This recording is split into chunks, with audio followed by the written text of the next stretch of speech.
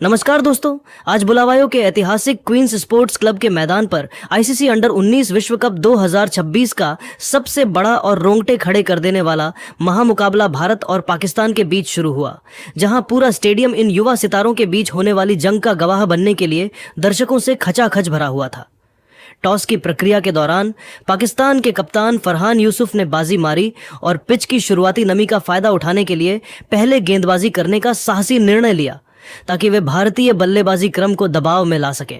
भारत की ओर से वैभव सूर्यवंशी और आरोन जॉर्ज की सलामी जोड़ी मैदान पर उतरी, जहां पाकिस्तान के मुख्य तेज गेंदबाज अली रजा पहले ओवर में अपनी आग उगलती गेंदों के साथ गेंदबाजी करने के लिए मोर्चे पर तैनात हुए और आरोन जॉर्ज ने उनकी चौथी ही गेंद पर एक दर्शनीय स्ट्रेट ड्राइव लगाकर अपना खाता खोला। वैभव सूर्यवंशी भी आज बहुत ही आक्रामक मूड में नजर आ रहे थे और उन्होंने खेल के दूसरे ओवर में अली रजा के खिलाफ 2 कड़क चौके जड़कर भारतीय स्कोर को तेजी प्रदान की। हालांकि खेल के 8वें ओवर में मोहम्मद सय्याम 8वें ओवर में अपनी जादुई स्विंग गेंदबाजी करने के लिए आक्रमण पर आए और उन्होंने भारतीय टीम को 2 बड़े झटके देकर पाकिस्तानी प्रशंसकों को झूमने पर मजबूर कर दिया। वैभव सूर्यवंशी, जो आज बहुत ही अच्छी लय में दिख रहे थे, वह मोहम्मद सय्याम की एक अतिरिक्त उछाल वाली गेंद पर चकमा खा गए, जिससे वैभव सूर्यवंशी पुल शॉट खेलने के प्रयास में 22 गेंदों पर 30 रन बनाकर आउट हो गए।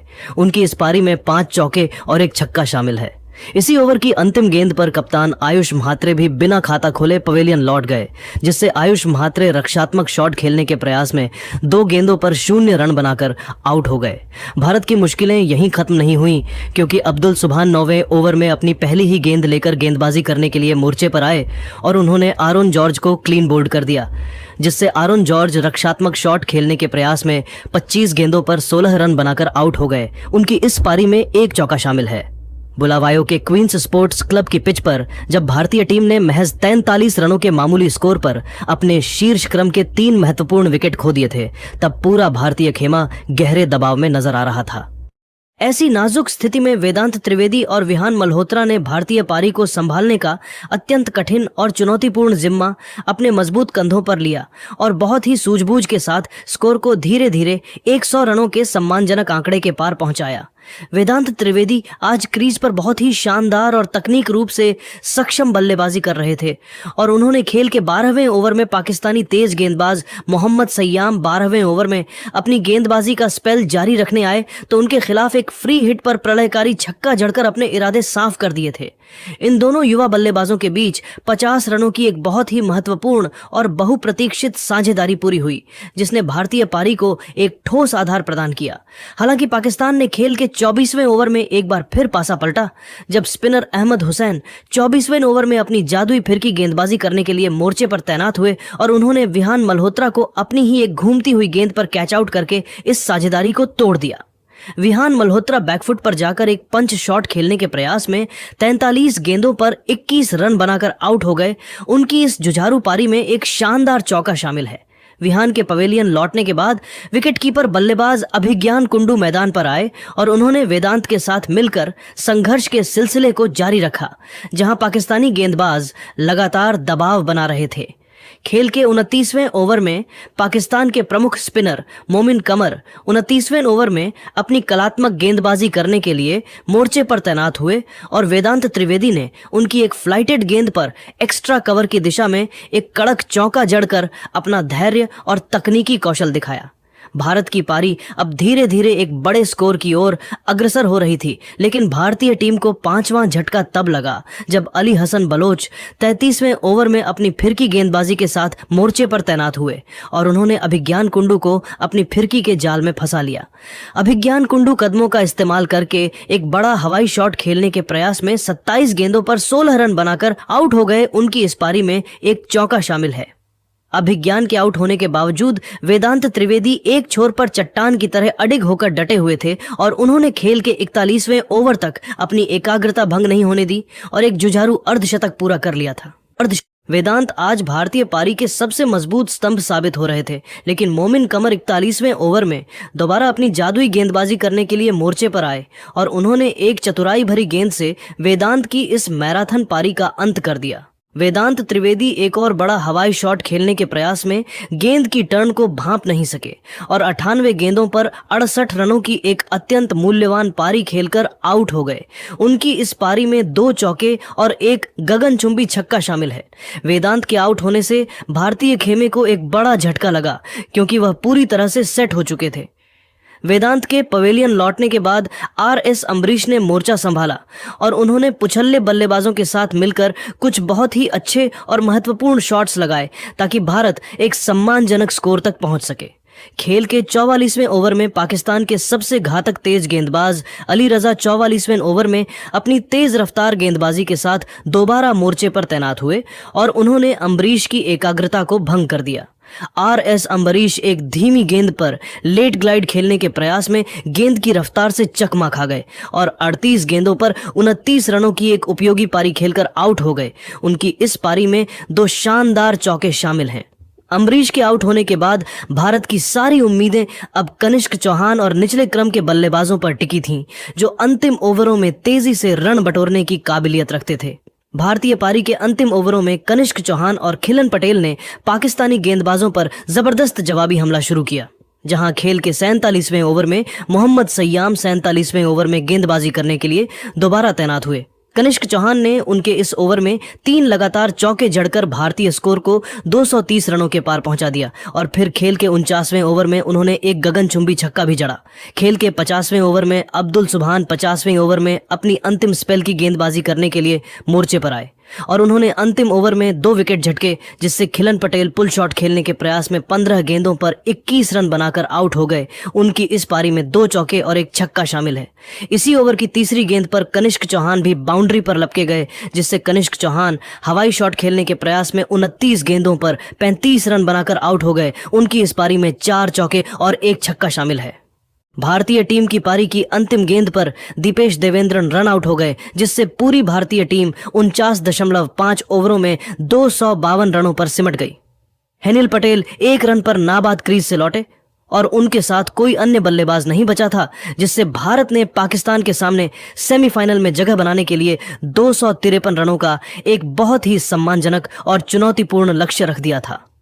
253 रनों के लक्ष्य का पीछा करने उतरी पाकिस्तान की शुरुआत उतार चढ़ाव भरी रही, जहां खेल के पहले ओवर में आर.एस. अम्बरीश पहले ओवर में अपनी तेज गेंदबाजी का जादू दिखाने के लिए मोर्चे पर तैनात हुए और समीर मिन्हास ने तीसरी ही गेंद पर एक शानदार चौका जड़कर अपना खाता खोला। भारत को पहली बड़ी सफलता खेल के चौथे ओवर में मिली, जब हेनिल पटेल चौथे ओवर में अपनी घातक स्विंग गेंदबाजी के साथ आक्रमण पर आए और उन्होंने समीर मिन्हास को एक नीची रहती हुई गेंद पर फंसा लिया, जिससे समीर मिन्हास रक्षात्मक शॉट खेलने के प्रयास में 11 गेंदों पर 9 रन बनाकर आउट हो गए। उनकी इस पारी में 2 चौके शामिल थे।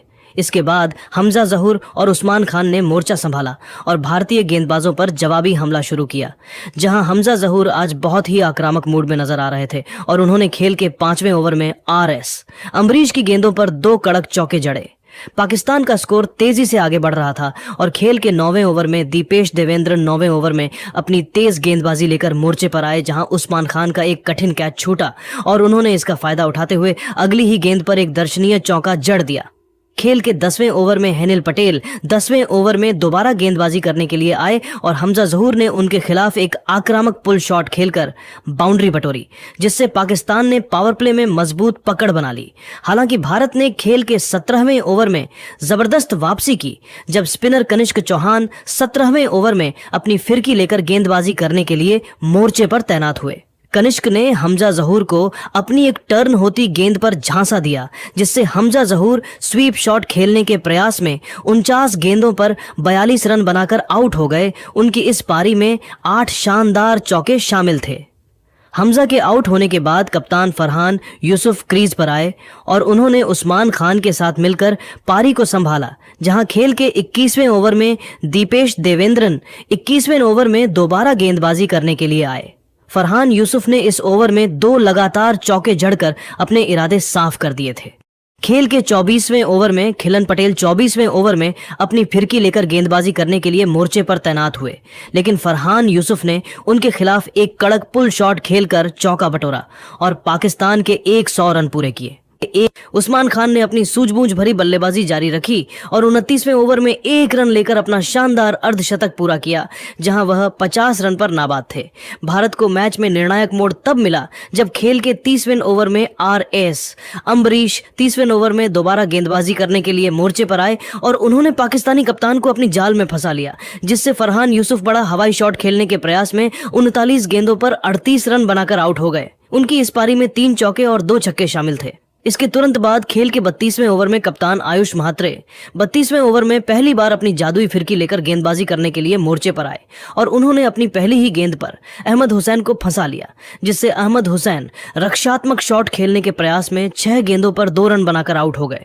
मैच अब पूरी तरह से भारत की मुट्ठी में आता जा रहा था और उस्मान खान, जो पाकिस्तान की अंतिम उम्मीद थे, वह भी एक विवादास्पद फैसले का शिकार हो गए, जहां खेल के 36वें ओवर में आयुष म्हात्रे 36वें ओवर में दोबारा गेंदबाजी करने के लिए आए।